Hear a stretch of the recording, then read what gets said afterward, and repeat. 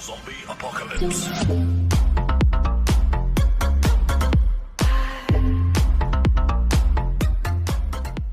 Hello and welcome back, my little goblins, or welcome if you're new. Today we are going to be playing a game called Loving Decays. You can find this game on itch.io. I will have the link to it in the description, as I usually do for any of the itch.io finds. Now, you play as a mortician who ends up having a client that is taking care of some stuff beforehand. And one of the few things happens to be like one of the flower curator people that are going to be doing the funeral arrangements with you. Um, he takes a special interest in your career, is the best way to put it. It's from what I understand, anyways. So this was submitted to the Yandere Jam of 2026, I think. I'd have to re-verify, but it was Yandere Jam. Anywho, so let's get straight to it. Hey, listen! You have been warned. The woman in front of you lays with a ghastly pallor. Her hair is streaked with gray, and her lashes, intact in their darkness, rest lightly on cold skin. Around her lips, pale splotches of pink blossom to the jawline. You wonder, as you always do, what kind of voice would have come out of their mouths. Perhaps something unsaid dissolved into the dark with her. The needle injector between your fingers click, binding her jaw shut. To not know anything about the bodies whose mouths you'll shut, fingers you'll break, and veins you'll drain. Past what is written on the cream papered folder just an arm's reach away. It was given in this line of work, and yet it is impossible not to imagine the life behind the visage you are locking in time. Sometimes the bereaved would even make certain requests to make sure the deceased looks as close to life as possible. Things like leaving certain piercings in or using a specific color of lipstick. You're not sure if the pink on her skin is a rash or a birthmark. Either way, it's light enough that it will be covered by makeup later. Another click resounds under the pressure of your fingers. In the cold room, perpetually basked in the sting of formaldehyde, you perform your rituals with mechanical ease. You wonder if anyone would want to preserve you to such a degree should your time come. You give your shiny new ID card a once over. Well, our name is the Zuzus. And other personal information, you make a mental note not to lose the card again. How come you got a new card? Lost my entire lanyard a while back. Either the clasp broke or I accidentally left it somewhere. Maybe it got tired of being misplaced and decided to leave home. Can you at least smile? No. A colleague turned good friend of yours, youthful and naturally easygoing, Ash is a breath of fresh air in the funeral home staff. Despite her occasional childness, she takes her job with surprising sobriety. That old jerk gave you an earful. You chuckle, carefully pocketing the piece of plastic. Only for 5 minutes, your record's not broken yet. That's too bad. Oh, by the way, you've done dressing up Miss Jane? Yep, just finished. Have any of her family members responded? Her only child would come for a viewing tomorrow. Okay, good. Don't forget to prepare for viewing, and if anything comes up, just call. Aye, aye, Cap. May your endeavors be fruitful. She straightens and salutes, earning a grin from you. Alright, see you, Ash. You give her a friendly pat on the shoulder and exit the building. Afternoon warmth replaces the lobby air conditions chill. Starting up a pace, you review the day's tasks in your head. Jane Avery, a wealthy businesswoman from the northern side of the city, recently passed away in the hospital due to natural causes. It was a heart attack. Before her death, she left 2 letters detailing the preferred setting of her funeral arrangements. At dawn, her body come in from the hospital. It was one of her assistants who had handed the letters, the first one only having your name on it, and the second having both you and someone you don't know. First letter contained a deposit payment and a viewing request. She also mentioned people that she would like to have involved in her preparation. Through people may have a false sense of number. She simply requested you as a mortician and a man, a botanical curator from Colvain Museum of Natural History, as an extra hand. His name is... I'm not entirely sure how to pronounce this lovely fellow's name, so I'm going to go with the first portion of the name, Chow. His name is Chow. The other person written on the second envelope at the end of the first letter were instructions to open the second one only when you both were present. So you contacted the curator a few hours ago. He responded quite quickly and agreed to meet you today. A strange excitement dwells in the back of your mind. Stage 1. The curator recommended this cafe as a meeting spot, situated not far from both the funeral home and your residence, but you've never tried it before. You chose a seat for two near the windows, basking in the remaining daylight pouring from them. The city, ever busy, shines under it. You take out Jane's second letter and sit it nicely in the middle of the table. The cafe bell rings throughout the room. You and the other patrons reflexively glance at the entrance. A young man is already looking directly at you. Wait, his hair is pink, like mine! Smiling, he makes a beeline to your table. Under his right arm is a motorcycle helmet, and under his left is a messenger bag. The keychains on it rattle with each step. Excuse me, are you Zuzu? Yes, he must be Chow. That's me. Pleasure to meet you. He meets your extended hand over the table and takes a seat. Sorry to keep you waiting. Traffic's quite bad today. No, it's all right. I just got here myself. Did you come here straight from work? I did. Had to sort out some papers this morning. His gaze falls to the letter on the table. Let's order something first. He waves a waitress over and you both give her your order. You knew her, didn't you? You should be the one to open it. Chow shakes his head. Yet, she sent it to you, not me. Go ahead, we'll read it together anyways. You offer him a small smile and open the unbroken envelope. The paper is the same as the first letter, thick and of high quality. The late Jane Avery wrote meticulously. You lift the paper in the middle of the table, facing the window so both of you can read it at the same time. Her handwriting comes to life in clear, simple cursive. After a minute or so, your eyes meet his at the same time. The silence is broken when the waitress brings in your orders and both of you let out a short thanks. Can I read it again? He takes the letter and scans it again. With him occupied, this is the first time you observe his features. You didn't expect anything in particular, but with a title such as botanical curator, can't help but expect a more aged person, someone much closer to the deceased's age than yours. A simple type of handsomeness graces his face, framed by hair the shade of blooming petals. Yeah, I've already talked about the pink hair. His eyes are soft and youthful. They brim with apparent curiosity. Still, there's an air of maturity in how the man carries himself. His voice is stable and his stride is confident. Chow fingers absently drum the table, bringing you back to attention. Would you like to eat first? Yes. Also, you can call me by my name. I don't think we're that far in age. Only if you want to, of course. Okay, you can call me by my name too then.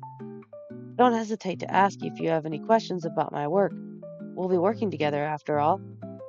I'd like to ask you some things too if you don't mind. Not at all. Alright, so we'll just go down the line. What do you botanical curators do? A variety of things. We handle the acquisition, documentation, and preservation of botanical collections. The museum has a herbarium wing, so I mostly tend to that. I also get to guide lots of tours, for kids mostly, because according to my manager, my face is approachable to them. They're not wrong. You think you don't miss the way his voice endearingly rises at the mention of his job. Well, what about you? I'm not really familiar with death care service. Morticians are basically funeral directors. We work with the family, arrange funeral services and memorials, service details, paperwork, things like that. The hours are flexible, but I work on call too. Since I have the license to work as both funeral director and embalmer, it varies from time to time. Do you have a preference for either one? Not really. A senior embalmer just retired from the home, so I'm taking more embalming work lately, just until a recruit comes in. I already dressed up Miss Jane this morning, since in the first letter she requested a viewing be held. You delivered the last sentence in a gentler tone, unsure of how sensitive sudden mentions of Jane might affect Chow. He doesn't particularly react, so you continue. But it's good work. I chose this line because I felt a calling to it. What about you, Chow? What made you choose your job? He subtly perks up at the sound of his name. I've always had an urge to preserve and understand what I like. Since childhood, I've always had an interest in plants, no matter their kind.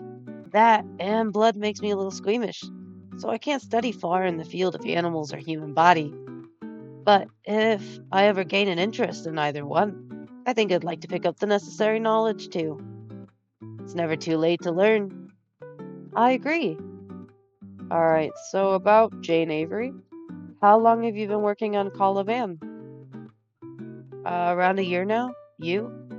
Almost 2 years in Heaven's Shade. I felt welcome from the start, though. The other staff are really nice. Same here. Good coworkers always make the job worthwhile. You nod in agreement. What about you and Miss Jane? Were you two familiar with each other? A little, actually. She's a benefactor and frequent visitor at the museum. She was a busy woman, but in her free time, she'd visit the museum sometimes. She'd come to recognize us, herbaria staff. How long have you known her? Only after I took the job, so less than a year. We talk about the museum, its collections, or mundane things. We're not personally close, but she was bright and a little intimidating in a good way. I had no idea she had illness, though. Was she in a hospital? Yes, her body came in from the hospital across the street. Any idea how long she was there? According to her employees, she had stayed in the hospital for weeks. Her death was quite sudden, but unsurprising, they said. Any visitors or family members so far? No, only her employees. My friend had contacted her son, though. I see. It's natural causes, then? Yes, by cardiac arrest. Chow nods, seemingly finished with the line of questioning. Well, let's meet her wishes as best as we can, then. Of course. I didn't know Miss Jane at all, so she most likely heard about me from someone else, but I'm honored that she asked for me specifically. Your tone and words are a product of both experience and genuine empathy. You've exchanged your condolences with Chow via text, but talking directly is always different. So last thing here would be about him. You point your chin at his helmet resting on the back of his chair. You ride a motorcycle? Sure do. Saves a lot of time and money, and it's fun. When I need a refresher, I take it out on night rides. What else do you do in your free time? I enjoy photography. I usually take pictures of things I'm interested in, so plants, again. Consider my job as a hobby too.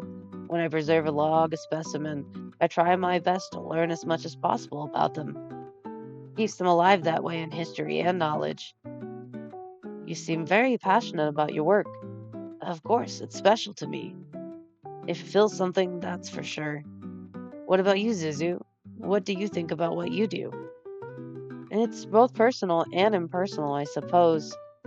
You're assisting someone, or at least their loved ones, through death, the last, the last stop, yet you will never know the deceased personally. I'll know them through what is left of them. Not sure what to think about that. In a way, that's not too different from his job either, you think. You wonder if that was a little too much, but Chow eyes you with satisfactory glint. I understand what you mean. You smile apprehensively. All right, so no more questions. Both of you finish your meals, and the conversation automatically returns to the job at hand. You review the content of the second letter together. Okay, so Miss Jane stated that she would like to be buried. After a 3-day viewing starting tomorrow, she'll be buried at her family graveyard outside of the city. attended only by her son. During the viewing, she wants her future various specimens representing all of the museum's wings.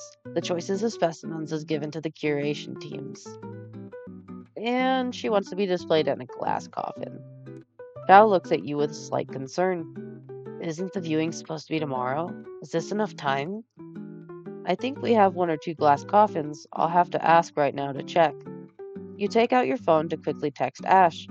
Jane Avery's request is on the more unconventional side. 3-day viewing displayed like a museum exhibition, then a burial. No ceremony, memorials, or eulogies.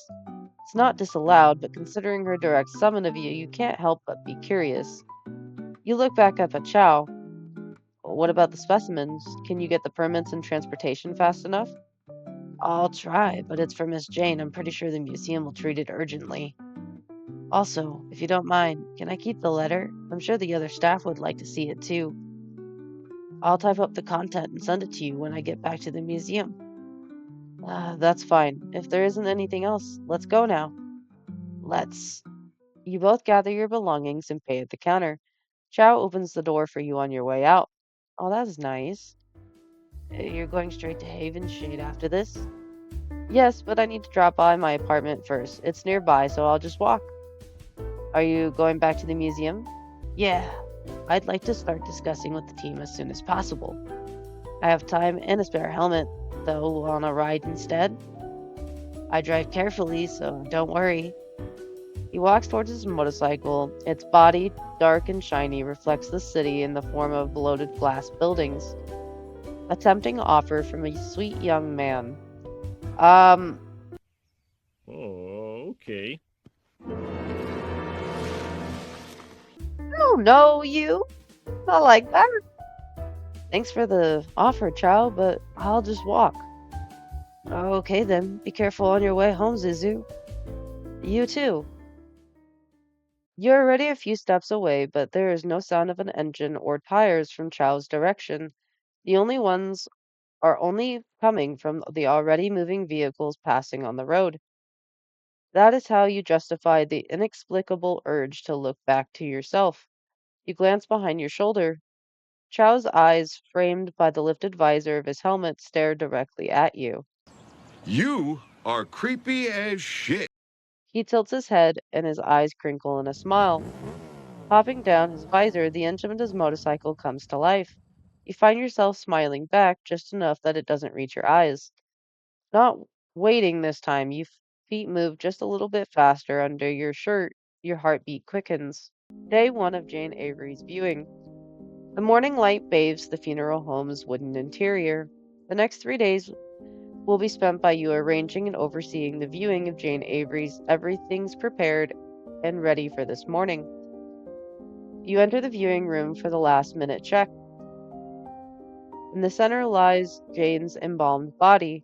The natural state of her features are sharp and severe, commanding attention even in slumber. You've had more than enough time to survey the woman's face in the morgue, and yet here, when you've laid her in the glass coffin, one feels compelled to look even longer. Surrounded by rich flowers and fabric at the moment, this room looks more like a museum rather than a funeral home. The room is elegantly decorated and successfully adorned with various displays of plants, both living and preserved, courtesy of the museum's condolence gifts, and flowers line in the area, all coming from business partners. You've done this countless times before, but the circumstances of you being requested by name by a stranger gives you a heightened sense of attentiveness. It won't be long until you guests start coming in. Time to focus. There's a moderate amount of people milling in out of the room today, including people from bodies to which she was a patron. Both higher-ups and staffs from Colavan Museum of Natural History will pay their respects to the late woman. You mostly stand by the landing area between the hall and the viewing room. No sign of the sun yet. Zuzu? You turn and face a tall man with black hair and a familiar face. Owen? Hey! Owen Weaver, your high school friend, not the closest, but you had an amicable relationship with the man. You last met at a reunion a few months ago. Fatigue is more apparent on his pale face compared to back then. It is you. Hey, are you the one handling this? I am. Do you need anything? Jane's my mom. The girl named Ash said to talk to you since you're the one in charge of reviewing. Oh, I see. My condolences, Owen. Thanks. A second passes as both of you think of what to say. He shifts on his feet, beady eyes observing the unfamiliar halls. Remember what we uh talked about a few months ago at the reunion? You nod, pausing to recall the details. A few months ago. You step outside the restaurant, the noise of chatter almost immediately dissipating into quiet rustles of wind and distant waves. You inhale as much fresh air as possible before anyone notices you're gone. Reunions aren't particularly unbearable to you. The noise can get overwhelming, not to mention the distance it took you to get here. In the distance, the ocean glitters in preparation for the sinking sun. You find yourself smiling a little to yourself. Hey, Zuzu. Oh, hey, Owen. Want one? He takes out a pack of cigarettes and offers them to you. No thanks. He lights his cigarette with a flick. The flame burns to the white nub crimson, then pale as it turns to ash. Owen takes a drag and faces away from you. When he blows away the smoke side by side, both of you face the street and the slim silver of ocean ahead. Back then, the man was well built, a member of the sports team, a fact that didn't change over the years, you notice. He's grown broader with tattoos on his sculpted forearms. There's manly attractive maturity to his face. Pleasant silence falls on the street for a while. Occasional chirping of birds and rustling leaves smatter to the air. You're a mortician, right? Can I ask you something? Sure. Ever handled a family member or someone you know? Or funeral arrangements or embalming? Both. Sure. Several times. And you're not too sad to do it? I get sad at the job more often than you think, but I always tell myself that I'm helping preserve the memory of them, giving them one last send off. It's harder when I know that person, but a job is a job. Memory, huh? Another silence descends. You give a sideways glance to see him with a furrowed brows, mouth slightly open as if wanting to say something. You notice how his nail beds are dry, with his index and middle fingers ever so slightly stained with nicotine. If I can ask, did you lose someone recently? Short silence. He inhales a deep hiss of smoke and lets out into a yellow afternoon sky. Yeah, no. She's still alive, but not in my life anymore. She's not in a good condition. Last I heard, her time's probably coming soon. You can say I've lost her a long, long time ago. But what memory is there to keep if I have never had any? You face his side profile. His eyes drop in the horizon to the gray asphalt. His voice comes out weaker than you had expected. I barely know anything about her. It's like she's already dead. You school your expression, betraying nothing. It's given in your field of work, words that would be too raw, painful, or cruel in other conversations. Perhaps there is comfort in talking to someone like you. So close to the edge of life, there is an urge to confess what the rest of the world would not hear. Before you can give a response, Owen soundlessly laughs with a shake of his head. Man, what the fuck am I saying? My bad, Zuzu. I've been out of it lately. No, it's all right. Your kind expression placates him. He runs a hand down his hair as he looks the other way to blow another puff of smoke. Feel like someone's staring at me whenever I go out, getting on my nerves. My money's on it being one of her business partners. The last part felt like it was spoken to himself, so you don't feel like you need to pry. Are you all right? Fine. Sorry again. He sighs, seemingly regaining his sense once more. When I lose my mind one day and bite the dust, you have dibs on me, Kay? I'm booking you in advance. With a grin and something morbid out of his mouth, he looks more like his younger self, a memory of simpler times that led you to this moment. What cig do you want? I'll put one in your pocket. That's allowed? Of course. His broad shoulders shake in silent laughter. You want to commit this moment to memory. You have a feeling it will matter. In the light of the setting sun, there's a severity in his features that now that you know it, bear a stark resemblance to the late Jane Avery. The same pale skin, sunken eyes, and black hair. Was she the person you mentioned? The one and only? What are the odds? Her office employees knew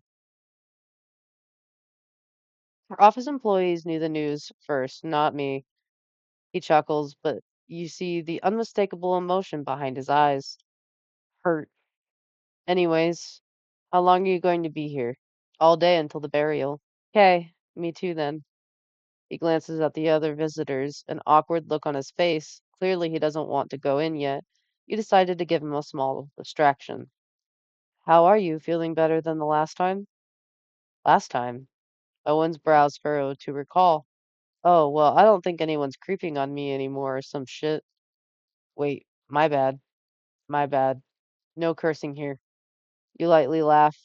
Preferably, yeah. You and Owen continue small talk, catching up on things these past few months.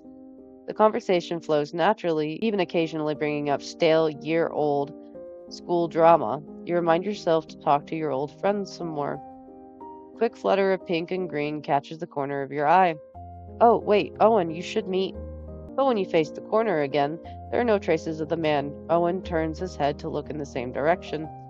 Never mind, he's gone. I'll introduce you to each other another time. Cool. Once again, he eyes the entrance to the viewing room. Guess I should go. I recognize some of these snobs. Go ahead. You stay in the landing for a while, greeting some guests. Someone requested for a package to be moved from the lobby to the area, so you head over to the hall once more. Zuzu! Chow appears to your side, the usual gentle smile eased on his face. Chow, hi. I saw you earlier. Where'd you go? I was looking around. Sorry. This place is huge. Right? It's an old building, so the layout is confusing too. Where are you going? I need to carry a flower stand from the lobby to the viewing room. Can I help? That would be great. Thank you. Not a problem, Zuzu. Does this count as your day off from the museum? They gave me days off for the viewing since my name is on Jane's request list along with you.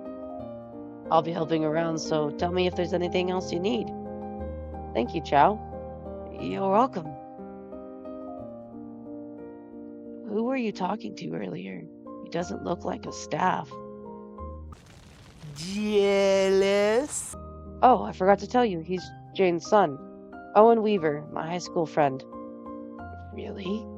I know. We last met at a reunion a few months ago, though I still recognize him. Has Jane ever mentioned a son to you? Chow lets out a non-committal hum as you both reach the flower stand. Don't remember.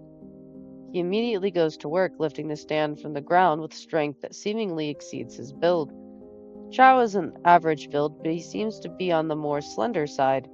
You've only seen him wear baggy or loose clothes so far, but it can be seen through his neck, arms, and hands. Not that you admit you've been paying attention. With Chow and the flower arrangement in tow, you head to the viewing room. It feels nice to break the routine. You think working and doing your daily work with someone new for a change. You place the stand just in time for Ash to pass by the hall in front of the viewing. Ash! Zuzu, and you are... But, he says you can call me Chow. Oh, the one from Colavan. I'm Ash. Nice to meet you. How are you liking our place so far? It's really big. How old is this building? Don't know. You'd have to ask Jarek for that. Our manager. Our prison warden. You give Ash a light slap on the shoulder. Bad-mouthing your supervisor in front of a guest doesn't do wonders for your nerves. Luckily, Chow laughs. We have those two back at Colavan. What do you do there? I'm a botanical curator. My job is quite flexible. I'll take on anything in the museum as long as I'm able to. Cool. What about you? Are you a mortician like Zuzu too? Nope, I work in administration and in counseling. I'm not a fan of the actual embalming, the receiving or refrigerating rooms, as far as I usually go. What type of rooms are there here? Chow refers to the question to you. eyes brimming with curiosity. When a body is sent in, it goes to the receiving room, refrigerating room, then to the embalming room. Sometimes the latter two are in one space. There's also a prep room before the embalming room, accessible from both the refrigeration room and the hall. The young man's face is set to a contemplative stare. You make eye contact with Ash, and she makes a teasing raise of the eyebrow. Before you can silently raise yours in inquisition, she claps her hands lightly. Anyways, I should go. See you guys tomorrow? Yeah, see you. Nice meeting you, Ash. She slaps your shoulder as she walks by, narrowly missing your swings in return. Fowler laughs at the sight. I'm sorry, she's quite, well, don't be. I'm happy to meet your friend. You smile at his enthusiasm. The rest of the day goes by smoothly. Visitors clear out, and you wrap up making sure to lock everything in place. As you walk home, you can't help but think of the events of the day. Chow had to leave earlier in the afternoon due to an urgent delivery in the museum. You didn't miss the way he deflated after the call. He reassured you he'll be back tomorrow.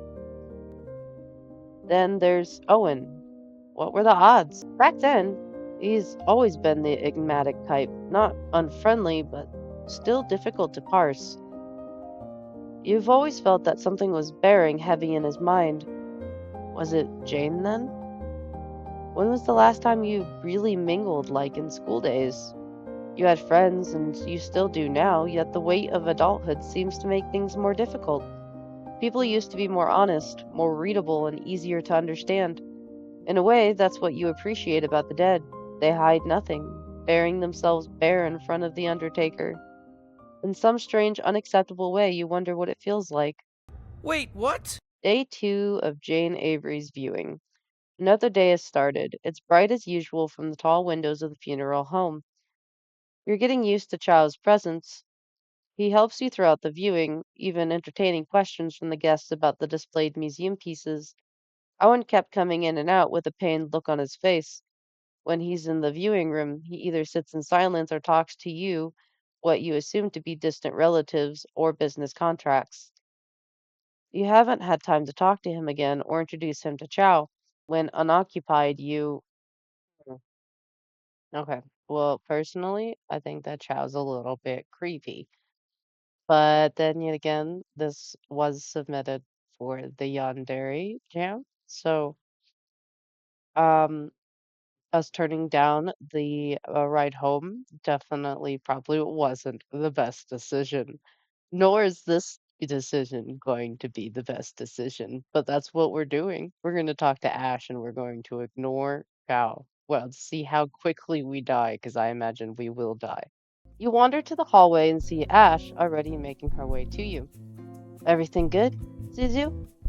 Yep, thanks. Are you done for the day? Yeah, I wanted to drop by and see you first. And your friend? She emphasizes the last word with a teasing waggle of her eyebrows. You roll your eyes playfully, but continue to walk back towards the landing entrance anyways. Coincidentally, Chow stands inside with his back half towards the entrance, mind seemingly occupied with a piece of art hung up on the wall. You immediately pull Ash back into the hall before she can say anything embarrassing. Hey, what gives? You were going to call out to him. No, I wasn't. You were. Yeah, you're right. I think you guys look good together. It's the vibes. What vibes? Don't know. The way he looks at you is kind of cute. He's cute too. What do you think of him so far? Are you sure you're not the one who has eyes on Chow? Your tone is teasing. You know she doesn't. Ash always gets excited at the thought of your love life as slim as it usually is.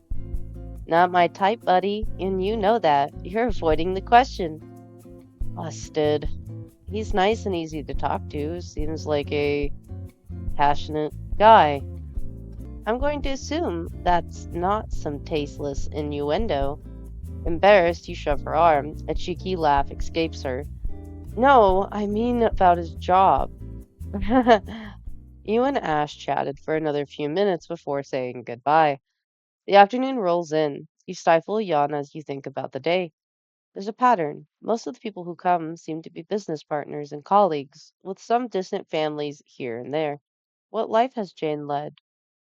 Does she have anyone close in her life? Did she disown Owen? You'd never publicly verbalize these questions. There's something especially somber about the whole affair. There were many flower stands and condolence gifts from companies and executives, and their presence doesn't cover the lack of intimacy the actual viewing has. Not the first time, but something about Jane Avery and her peculiar situation pulls you in the more you think about it. You wonder if there's a deeper meaning in why she specifically requested you, the enigmatic and rosy botanical curator. You can't fully put your finger on him yet, but has a comforting presence so far. It's too soon to jump to conclusions. Fatigue starts to seep into your bones. Tomorrow's the burial, and this is the last night that Jane Avery's body will be above ground. She's an enigma that's been in the back of your mind. You wonder if her secrets will be brought to the ground along with her. You turn off the lights in the viewing room, giving the funeral home's security guard a nod before leaving into the night. Day 3 of Jane Avery's viewing. The viewing comes to an end after 3 days. The visitors are considerably fewer than on the previous days, but they still gather in the same way that gives you an odd feeling in your gut. Time to clear out. The guys are already in front. Is it okay if I just guide them here now? Yes, thanks. Be right back. You give a final sweeping look of the room and all its lush decorations before they'll be hauled back to the Culvean Museum of Natural History. Save for the centerpiece, of course, the ever still body of Jane Avery. Hey, Zuzu. Oh, and where have you been? Smoke break. His gaze fixed to the glass coffin as he stands in the threshold of the room. There's still time if you want to stay with her. The Colvian guys will be clearing out the decorations in a minute, but don't mind them. Owen squints, dropping his gaze to the floor, below the foot of the coffin instead. I don't know. It's like she's still judging me. Insane how she always looks like that, even back then. You did some master work. She looks like she was sleeping. Thank you. The man's dark gaze continues to bore into the room, not daring to penetrate it with his presence. He lets out a sigh and steps inside without a word. You avert your gaze back to the landing area and to the hall, not wanting to disturb him. Chow's crew of museum staff has arrived. He pauses a bit when he sees that Owen's inside, but instructs them to clear out anyway. It strikes you a bit how solemn they look, perhaps on respect for the home and the situation. It's just you and Chow again. Both of you stare into the room, framed by the wide open doorways. The staff clears out the exhibits as Owen stands at the side of the coffin with his back to you, far away. Just him? Yeah, just like the letter requests. There are Jane's assistants, I guess, but they're waiting at the lobby. Is the burial right after this? Yes, my friend will be handling it, so we're done after this. I see. Hey, Owen steps out of the room. You notice that this would be the first time in 3 days that you get to see them talk to each other. He extends a stiff hand to which Chow calmly grasps back. Owen Weaver. Chow Zong Chen? I completely apologize if I butchered that. From Colvian. Nice to finally talk to you. The normal time for a handshake has elapsed, but Owen tightly grips onto the shorter man's hand. Say, Chow, have we met before? Not formally, but I did see you during the viewing. I was there every day. Before that, months ago. Sorry, I don't think so. Chow tries to retract his hand again, harder this time. Be honest. I am being honest. I've never seen you before. You were there in front of my apartment. I almost hit you, didn't I? What are you talking about? Owen's face contorts into an angered confusion. The man drops the grip on the other hand and steps forward tauntingly. Don't lie to me. You're one of my mom's heirlings, aren't you? Some of the staff milling in and out of the viewing room start to notice the noise. You have to step in before this escalates. Oh my. Um, I know that this was supposed to be like this was submitted to the Yandere Gym, but as of right now, he's being a good boy, so we'll defend him. This is not the first time a family member lost their temper in a funeral home. You've learned to understand it. Sorry, please calm down, Owen. Don't yell here. He seems to deflate a little, a pained grimace now on his face. I think I've met him before. Have you, Chow? You look at him seriously. You hope whatever he answers will be the truth. No, I'm really sorry. I must have been someone else. Zuzu, do you think he's telling the truth? You answer. What do you want to believe and what you got to hold on to the most? Yes. Are you sure you met him before? The man's fists clench on his side, his shoulders shaking, dark eyes so utterly similar to Jane's lock on you. Chow notices it, his face immediately ticking from confusion to agitation. He takes his half step between you and Owen. Before either of you could speak, Owen looked around. The tension in his body dissolves into a slump. Fragile look of confusion on his face brings forth an image of a much older person. His eyes droop once again, exactly like how it did back in between this slivering ocean and rustling leaves a few months ago. Owen runs his hand through his hair. His eyes flit left and right, and you see the heavy rise and fall of his chest. Never mind. My bad. Chow, been feeling horrible lately, with, my mom dying and stuff. He says so non-comedically. Chow's face is still refusing to show a reaction. It's okay. My condolences. Sorry, Zuzu. Thanks for all your help. This time he looks up enough to catch your gaze, and you see the restlessness behind his now controlled words. I'll wait for the hearse in the lobby. Bye. Before you could say anything, he briskly leaves the area. He turns to Chow with a questioning look. What was that? Why was he so sure he knew you? I don't know either. I swear, I've never seen him before. Didn't even know Miss Jane had a son before this. She never told you? She's not that close with any of us curators, at least not that I know of. Does this happen often? People getting agitated? Yes, but it's understandable. They're grieving. I'm a little worried for Owen, to be honest. I can't imagine having the mental strength to deal with that every day. You're great. The words leave his mouth in such a genuine tone that a slight heat warms your cheeks. The empty hallway feels a little smaller now. Thanks. You too. Preserving and building knowledge for other people. I think that's amazing too. I'd love to see your work directly. And you mean it. Even more when a smile blooms on Chow's face. Why not tomorrow? We'll be returning the borrowed specimens at noon. You should come with me. If you're not busy, of course. Really? I'm in. He lets out a satisfied chuckle.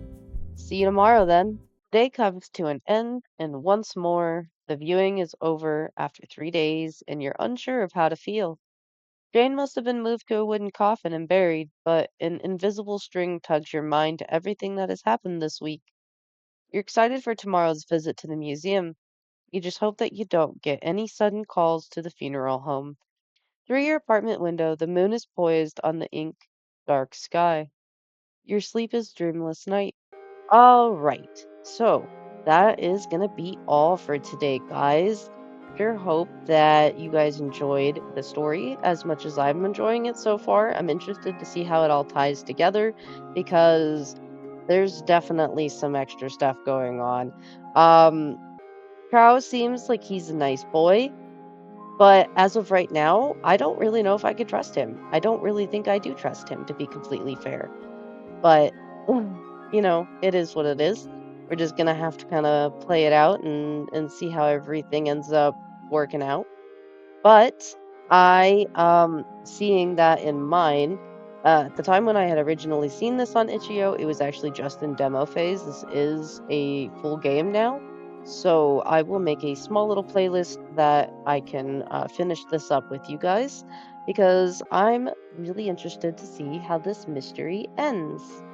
But anyways, if you happen to like today's video, go ahead and leave a like to let me know that you enjoyed. Subscribe if you'd like to become part of the Goblin Army family. And if you'd never like to miss a post, push that bell icon. Now, you spread positive vibes. I'll spread positive vibes. Until next time, I hope you have a goblin-tastic day. Bye.